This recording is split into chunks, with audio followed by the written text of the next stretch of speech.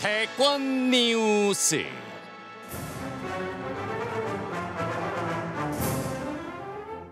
(2022년 3월 9일) 수요일 치러질 20대 대통령 선거를 앞두고 여야 후보들의 각축전이 치열합니다. 요동치는 대선 판도에 어떤 일이 있었는지 알기 쉽게 정리해드립니다. 대권 뉴스. 대선 앞두고 꼭 알아야 할 정치권 소식 전해질 분 두 분 소개합니다. 컴퓨터처럼 정확한 시사평론 백검 배정호 세한대 교수입니다. 네, 안녕하십니까. 최수영 시사평론가 나왔습니다. 안녕하십니까. 네, 청취자 여러분께 알려드리겠습니다. 두 분이 항상 그렇습니다만 오늘도 1시간 전부터 스튜디오 밖에 오셔가지고 좋은 그 대권 뉴스 준비하느라고 하는 모습 정말 보기 좋더라고요. 감사드리고요. 네, 제가 사과 말씀드리겠습니다. 2시간 전에 해야 되는데 1시간 전에 해가지고. 과도한 겸양은 겸양이 아닙니다. 그렇죠. 여보세요. 자, 두 분 하여튼 청취자분들께 좋은 판단의 자료를 제시해 주시기 바랍니다. 자, 첫 번째 이야기인데 오늘 이제 대선까지 이제 103일 남았습니다. D-103일인데 오늘 나온 따끈따끈한 갤럽 조사 정당 지지율을 보니까요. 국민의힘 지지율이 많이 하락을 했는데 두 분 원인을 어디에서 찾을 수 있다고 봐요? 일단은 뭐 대조 효과 때문이라고 보는데요. 지금 대조 효과? 그렇습니다. 아시겠지만 이제 민주당 같은 경우는 대대적인 선대의 지금 쇄신 작업에 박차를 가하고 있지 않습니까?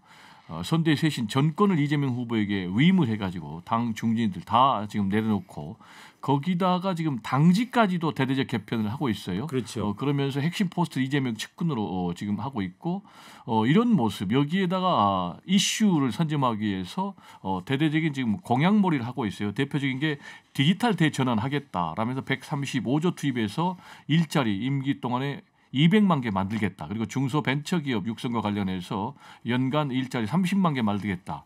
이렇게 이제 활발하게 움직이고 있는 반면에 민주당은 그렇게 하는데, 네, 국민의힘 같은 경우는 지금 굉장히 덜컹덜컹하고 있어요. 선대위 출범을 2주 넘게 지금 못 하고 있고, 김종인 전 비대위원장하고 윤석열 후보와의 이 줄다리기가 거의 지금 파국으로 가고 있는 것 같은데 이렇게 계속해서 줄다리기가 되면서 뭔가 문제 있는 것 아니야?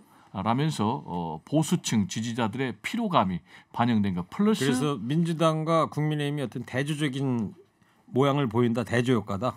그렇습니다.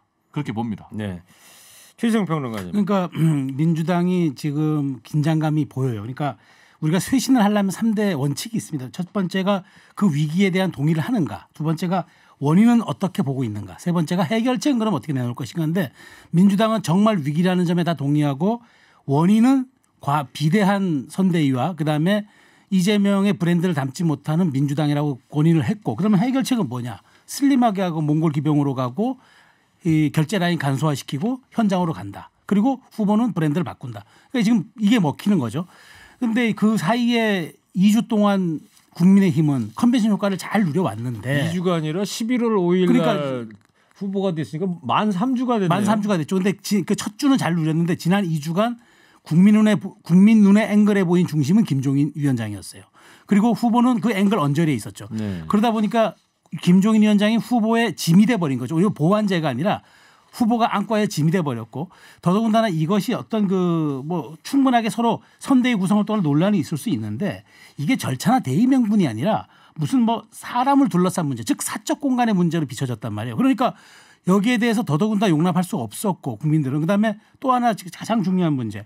자, 4차 산업혁명 시대 그러면 김종인 위원장의 경륜과 정무감각만 필요한가? 윤석열의 시대는 무엇이고 그건 어떻게 인물을 배치하고 소구할 것인가? 이런 점들이 배치되면서 아마 당 지지율, 후보 지지율 그다음에 이런 것들에 연동해서 영향을 미쳤다. 저는 이렇게 분석합니다. 네, 그래서 이제 국민의힘 지지율이 좀 하락한 것으로 두 분이 분석을 했고요. 조금 전에 이제 국민의힘 선대위 얘기도 했는데 요즘 뭐 가장 핫한 뉴스가 이 얘기이기도 한데 오늘 김병준 전 비대위원장의 기자회견이 있었습니다. 선대위 관련해서 국민의힘 김병준 전 비대위원장 이야기를 한번 들어보겠습니다. 하지만 이 대통령 선거에서 선거 기간 이 몇 달 동안은 앞서 말씀드린 건 최선을 다하려고 합니다. 더욱이 상대 후보가 제가 바라는 세상하고는 전혀 반대의 방향으로 가고 있는 굉장히 어떻게 보면 전체주의적인 사고, 입으로는 자유 창의를 이야기하지만 그것이 아니라 사실상 그 내용을 뜯어보면은 전체주의적인 사고와 국가 권력 중심의 그런 사고를 가진 자유주의에 반하는 그런 사고를 가진 그런 움직임을 네. 하고 있는. 자, 김병준 전 비대위원장이 오늘 오전에 기자들 앞에서 한 얘기인데 앞으로 대선까지 최선을 다하겠다. 또 이재명 후보를 겨냥한 것 같은데 전체주의적 사고를 가진 사람이다. 이런 이야기를 했어요. 뭐 오늘의 포인트는 그것보다도요. 지금 핵심의 눈 중에 한 분이 또 김병준 상임선대위원장의 이분의 거치가 어떻게 되느냐에 따라서 김종인 전 비대위원장의 거치가 연동되어 있는 그런 상황인데 김병준 상임선대위원장이 공식으로 기자회견에서 내가 최선을 다하겠다라고 했거든요. 네. 이 얘기는 한간에 지금 떠도는 세 가지 초이스, 윤석열이 무릎을 꿇던가 아니면 김종인이 무릎을 꿇던가 아니면은 김병준 상임선대위원장이 보직을 변경하든가 자진 사퇴하든가 네. 이 세 가지 해법밖에 없는데 지금 본인이 그 자리를 지키겠다라고 함으로 인해서 사실상 김종인 전 비대위원장이 총괄 선대위원장으로 돌아올 길은 막혔다. 따라서 자연스럽게 현재 이미 결별 수순으로 갔지만은 결국은 결별로 끝이 날 것이다. 다만 최근에 이제 지지율이 하락하는 그런 양상이 굉장히 심화돼서 만약에 이재명 후보에게 역전이 돼서 굉장히 심각하다. 그럴 경우에는 다시 윤석열 후보가 손을 내밀 가능성이 굉장히 높은데 네. 과연 그럴 경우에는 이제는 또 김종인 전 비대위원장이 손을 잡아줄지 굉장히 많은 숙제들이 남아있는 상황입니다. 저는 지금 김병준 위원장이 저 말을 정치 번역기로 딱 돌려보면 한마디예요. 이재명 상대할 정책 내가 만들 거니까 지금부터 주목해 봐. 그겁니다 지금. 그러니까 저 말 속에는 김종인 위원장은 많이 못 오셔서 좀 당혹스럽긴 한데 그건 별로 중요한 게 아니고 이제 이재명에 맞설 자유와 창의에 대한 정책 브랜드는 내가 낼 수 있다라는 걸 한마디로 강조한 거예요. 그러니까 이제부터는 좌고우면하지 않는다는 저 뜻이기 때문에 김종인 위원장을 위한 뭐 공간을 멋진 공간을 지금 해놨다 그러더라고요. 국민의힘 당사 6층에다가 한강변이 바라보이는 공간도 다 만들어 놓고 최고 좋은 전망에 그런 방까지 해놨고 지금 기다리고 있다고 언론에 보도가 되는 거는 저거는 마지막까지 우리가 문을 열어놓고 있다지만 일단은 개문 발차했기 때문에 차의 속도가 붙으면 붙을수록 김종인 위원장이 탑승거리는 더 멀어질 수밖에 없지 않느냐. 저는 그렇게 생각합니다. 그러면 김병준 전 상임선대위원장인데 최선을 다하겠다 그랬고 그러면 김종인 전 비대위원장의 설 자리는 현재로서는 없다. 현재로서는 없다고 봐야죠. 네. 그렇지만 배 교수께서는 앞으로 또 어떻게 될지 모른다 이런 거고요. 뭐 그거는 여지를 남겨둔 거지 사실상 지금 굿바이 한 거죠. 네. 근데 청취자 여러분들도 궁금해하실 것 같은데 왜 김병준 전 비대위원장하고 김종인 전 비대위원장이 이렇게 같이 화합이 안 되는 이유가 뭡니까? 뭐라고 보세요? 일단 서로 사이가 안 좋은 것은 사실이에요. 뭐 뇌물을 먹은 자라고 비난을 하니까 김병준 상임선대위원장이 참 하류 같은 발언이다라고 맞받았고 또 무엇보다도 두 사람이 지금 분야가 좀 중복이 되는 부분이 있어요. 김종인 전 비대위원장 같은 경우도 정책, 전략 이런 부분에 탁월한데 지금 김병준 상임선대위원장 같은 경우도 정책에 탁월하거든요. 그러면 일사불란하게 진행이 안 되는 거죠. 근데 이 문제를 김병준 대 김종인의 문제로 보면은 잘 해답이 안 나고요. 예. 이 문제는 윤석열 대 김종인의 문제로 봐야 됩니다. 그게 무슨 얘기냐? 윤석열 지금 후보 입장에서는 김병준을 택할 것인가? 아니면은 김종인을 택할 것인가라는 문제인데 결국 이제 김종인 대신은 김병준을 선택을 했다고 봐야 돼요. 그럼 이제 왜 그러느냐? 이건 이제 조직의 운영 체계하고 상당히 밀접한 관련이 있는데 지금 이제 김종인 전 비대위원장 같은 경우는 원탑에 정권을 달라. 근데 윤석열 후보 같은 경우는 아니다. 김종인, 김병준, 김한길에서 3두 체제로 권한을 특정인에게 집중시키지 않고 분산해서 견제와 균형을 하는 이게 이제 검찰식의 인사 운영이거든요. 이런 부분에서 이제 결정적으로 부딪히고 두 번째로는 대선 전략이 좀 부딪히는 거예요. 그게 무슨 얘기냐?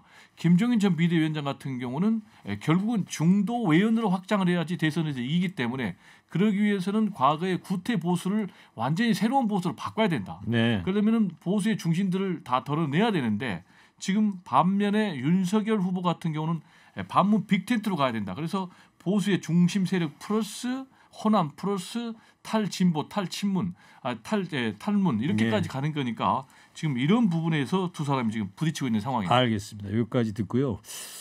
밖에서 좀 설명이 좀 길다. 예. 오늘 또 다뤄야 될 게 많고 해서 참고를 좀 해주시고요. 예. 자 이번에는 그 전두환 씨 조문 두고 이 두 후보가 이제 다른 행보를 보였는데 이 얘기 좀 해볼까요? 네. 저는 뭐 사실 어쨌든 이재명 후보는 초반에 아침에는 뭐 현재로서 갈 계획이 없다면서도 끝까지 안 갔는데 다만 이제 윤석열 후보가 전직 대통령이고 가야 할 것 같아 뭐 여러 가지 지금 생각 중이다라고 얘기했는데 오후에 바꿨거든요. 그랬죠. 저는 그것은 정무적으로 잘한 판단이라고 봅니다. 왜냐하면 윤석열 후보는 사실은 자기가 자꾸 이제 반응성에 대한 문제를 놓고 보면은 아직도 공직자인 줄 본인이 알아요. 그런데 이미 본인은 제1야당의 대선 후보잖아요. 그러면 거기로부터 인식에 출발해야 되는데 늘 공직에 대한 프레임을 놓고 보면은 누가 어쨌든 전직 대통령이라도 사망했으면 조문하는 게 예의라고 정무 감각이 좀 약간 현실적이지 않다. 그런데 마침 그날 오찬이 이제 전직 그 경선 후보들과 오찬이 있었잖아요. 예비 경선 후보들. 그분들은 그야말로 정치 전선에서 달고 다른 분들 아닙니까? 조언했겠죠.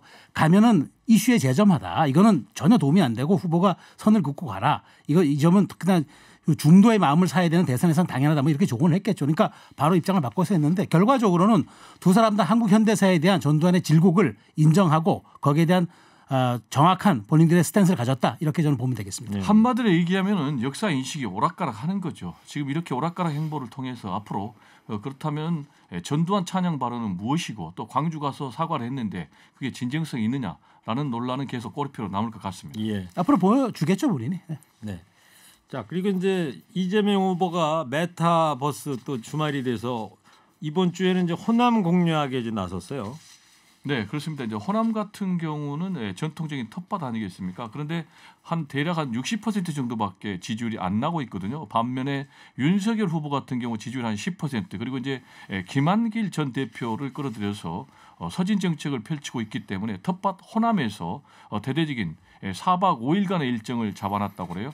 호남이 움직이면은요 수도권이 움직입니다. 그게 무슨 얘기냐면 수도권에 거주하는 호남 사람들이 움직이거든요. 그렇게 되면 이제 중도로 외연이 확장이 되니까 그런 전략적인 포석을 담고 부인 김혜경 씨까지 동행해서 네. 호남 집중 공략에 나선 것 아닌가 분석이 됩니다. 일요일까지 이제 이어지니까. 저도 짤막하게 말씀드리면 사실 저도 대선 캠페인 저도 이제 공부하면서 저도 했었습니다만은 이제 2012년에 3박 4일 지방 일정이 쉬운 거 아닙니다. 네. 그러니까 제가 보기에 상당히 고심을 한 것 같고 이제까지 민주당의 승리 프레임은 이겁니다. 승리 패턴은 호남이 선택한 영남 후보입니다. 노무현, 문재인 그렇게 됐고 정동영은 그렇게 안 됐어요. DJU가 이제 그렇게 됐는데 이 점이 이제 이재명 후보는 공략할 수 있는 좋은 지점이라 3박 4일 동안 아주 압축적인 일정을 짰더라고요.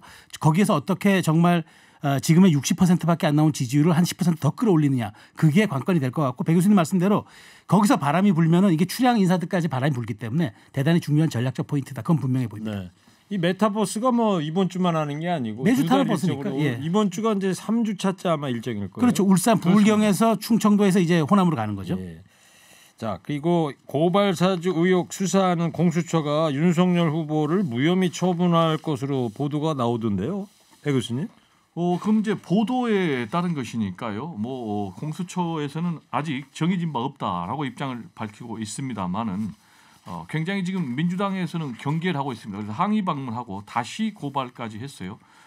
왜냐하면 지금 이 문제가 굉장히 심각한 윤석열 후보의 아킬레스건이다 이렇게 판단하고 있거든요. 검찰총장 시절에 본인의 부하들을 동원해서 특정 정당에 고발을 사주했다. 상당히 심각한 문제인데 공수처가 정식으로 피의자 입건까지 했는데 손준성 검사만 기소하고 지금 윤석열 후보에 대해서는 불기소 처리하겠다라는 보도가 돌고 있기 때문에 이렇게 강력 반발한 것이 아닌가 생각이 됩니다. 네, 최시영 평론가님 민주당의 공수처 이제 항의 방문 일 어떻게 보세요? 저는 이것이야말로 민주당의 조급증의 발로라고 생각을 합니다. 사실 공수처야말로 민주당의 개혁 입법이라고 그렇게 얘기하면서 국회를 스톱시키면서까지 했던 검찰 개혁의 심장 아닙니까? 그런데 이게 보도회가 그런 보도가 관측이 나돈다고 하면서 의원들이 고발장 들고 가서 공수처 압박하는 건 잘못하면 이게 정치가 사실 이게 수사에 개입하는 것으로 보일 수 있고 그럼 앞으로 이런 보도들만 나올 때마다 그러면 공수처 가서 압박할 겁니까? 저는 민주당이 굉장히 소탐대실하고 있다는 생각이 들고 이런 점에서 좀 대승적인 모습을 보이면서 가야지 윤석열 못 잡아먹어서 안달이라는 식으로 대중에게 비춰지면은 이거 곤란한 일이죠. 그래서 저는 이런 압박하는 모습들은 이거는 그냥 성명서 정도로 나가야지 이렇게 항의 방문하는 것 이건 대단히 국민들 특히 중노층 눈높이에 부합하지 않을 것이다라는 생각입니다. 알겠습니다. 허리케인 라디오가 매주 월요일과 금요일 날 대권 뉴스 전해드리고 있습니다. 한 주 동안에 일어났던 일들 쭉 정리를 해드리고 있는데, 자, 배 교수님, 어제 보도가 됐던 건데 이재명 후보가 과거에 조카 살인 사건 변호에 대해서는 사과를 했는데 이게 어떤 내용이고 어떻게 되는 건지 좀 설명을 좀 해주세요. 그러니까 2006년도 사건입니다. 굉장히 오래된 사건이죠. 서울 강동구 모녀 살인 사건이라고 이름이 붙여진 사건인데, 이 사건의 피의자 범인, 그러니까 이 후보 조카라고 그래. 이재명 후보 여자친구가 이별을 통보하니까 살던 집에 쫓아가가지고 흉기를 휘둘러 가지고 연인 여자친구 그리고 또 어머니까지 살해를 했고, 아버지 같은 경우는 뭐 이 흉기를 피해서 뛰어내려 가지고 또 중상을 입었다고 합니다. 근데 이제 이게 왜 문제가 되냐면은 최근에 양주에서 또 데이트 폭력이 발생했지 않습니까? 네.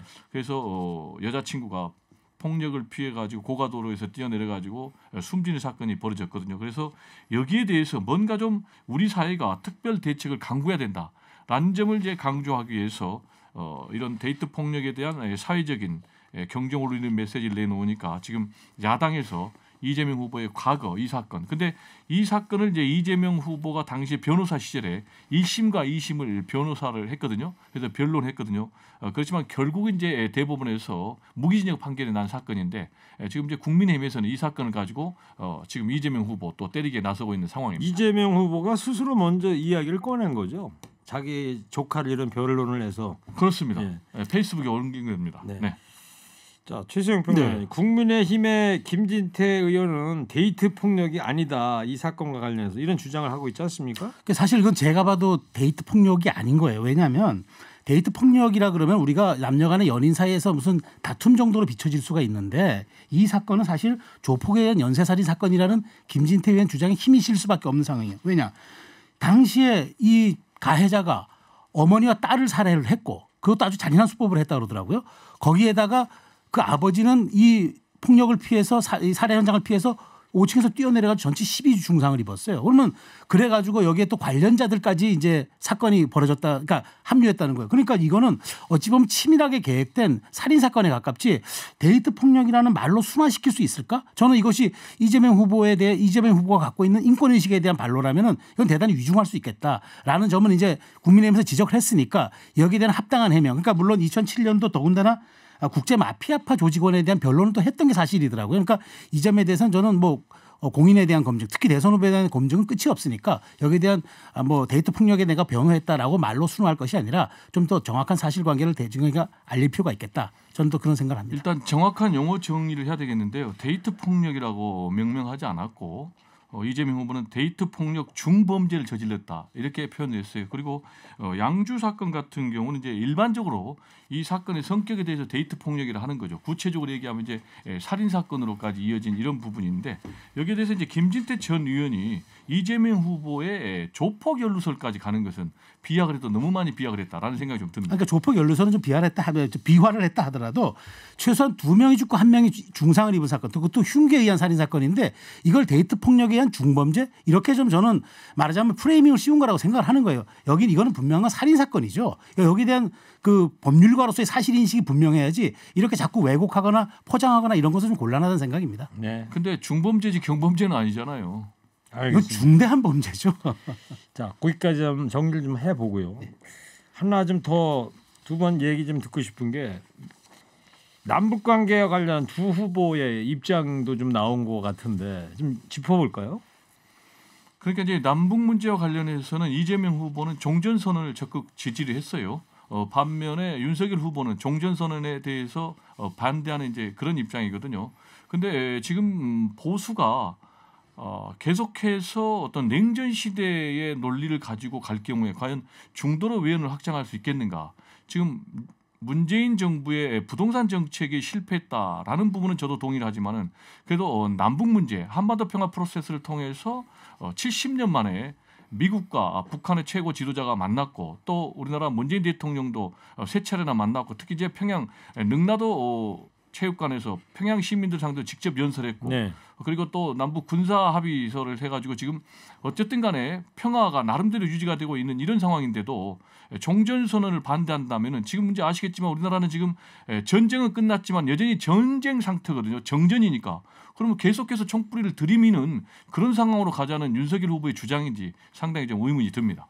제가 여기는 조금 사실관계가 좀 잘못된 것 같은데 왜냐하면 그 윤석열 후보가 얘기한 건 3가지예요. 한미동맹 강화하고 선 비핵화 후 보상을 하겠고 남북미 상설 연락사무소를 개최하겠다 그랬고 지금 말씀하시는 거는 홍준표 후보 때의 공약입니다. 그러니까 윤석열 후보가 지금 여기를 이걸 다 받겠다. 그다음에 다 정제하지 않았어요. 지금 한 얘기도 기조연설을 통해서 이렇게 밝힌 거고요. 아니 종전선언은 반대했잖아요. 그러니까 여기에도 종전선언이 그렇게 반대를 한 것은 정식으로 반대한 건 아니에요. 그걸 공약상으로 종전선언 반대한다고 분명히 했는데 팩트를 가지고 얘기를 아니 그거를 그 정식으로 그 공약상에 넣은 건 아닙니다. 그러니까 제가 얘기는 본인이 육성으로 얘기를 했잖아요. 좋아요. 그럼 이재명 후보는 여기에서 남북 합의 위반 파기에는 단호 대응하겠다. 이건 당연히 그럼 지금 문재인 정부와도 결이 다른 거죠. 그러니까 지금 상생 발전은 다시 가겠으나 여기에 대해서는 상호 신뢰가 전제되고 약속 이행이 준수돼야 한다고 이재명 후보도 분명히 밝혔어요. 그렇다면은 북한도 마찬가지로 지켜야 할 건 지켜야 할 거 아닙니까? 그러니까 이재명 후보의 청출어람이라는 건 제가 동의하는데 남북 관계가 문재인 정부 때와 그대로 계승돼서는 안 되는 거죠. 당연히 지금 종전선언 해가지고 지금 남북 간의 안정이 지금 굉장히 평화적 안정입니까? 불안정한 안정 아닙니까? 이것을 좀 고착화시키고 영구화시키자는 게 다음 대선 후보들이 할 얘기들이죠. 지금 윤석열 후보가 문재인 정부 그리고 또 이재명 후보를 향해서 굴종적인 대북 관계는 안 된다라고 얘기를 하고 있는데 네. 남북 간에 군사 합의를 했는데 그걸 위반하면은 북한에 대해서 항의하겠다라는 그러면 이재명 후보의 입장이 맞지? 그러면 계속해서 굴종적으로 가자는 얘기입니까? 그러니까 문재인 정부를 계승한다고 했기 때문에 제가 드릴 말씀입니다. 알겠습니다. 문재인 정부가 정말 그렇게 잘했습니까? 대북 정책을? 자, 너무 좀 달아오른 느낌이고 평론은 평론일 뿐이니까. 그렇죠. 네. 자, 두 분 견해 잘 들었고요. 청취자분들께서 듣고 다 판단을 하실 것 같아요. 오늘 여기까지만 대권 뉴스 하고요. 자, 이번 주부터 저희가 한 줄 평을 하거든요. 자, 헤드폰 좀 껴주시고 제가 발제를 해드릴 테니까 한 줄 평 좀 해주시기 바랍니다. 잘 들어보세요. 배 교수님, 네. 헤드폰 끼셔야 돼요. 음향을 들어야 되니까. 자, 이재명 후보도 지금 2030 지지율 답보에 고심이 깊고요. 윤석열 후보도 당 청년 대변인으로부터 엔진이 꺼져가는 느낌이다. 이런 쓴소리를 들었는데 2030 세대의 마음을 사로잡지 못하고 있는 두 대선 후보한테 지금부터 뼈 때리는 한마디 부탁하겠습니다. 먼저 배정우 교수님부터. 3, 2, 1. 살 수가 없습니다. 누가 희망을 줄 겁니까? 그거 이상한데? 2030을 대상으로 하라는 거였는데요. 자, 이어서 최시영 평론가님. 3, 2, 1. 인위적인 쇼보다는 정책은 쿨하게 가슴은 뜨겁게. 예상한 대로군. 앞으로 두 분 좀 창의적인 걸로 좀 부탁을 한다 그럽니다. 네. 자, 대권 뉴스 수고하셨습니다. 배정우 교수, 최수영 시사평론가였습니다. 두 분 고맙습니다. 감사합니다. 감사합니다.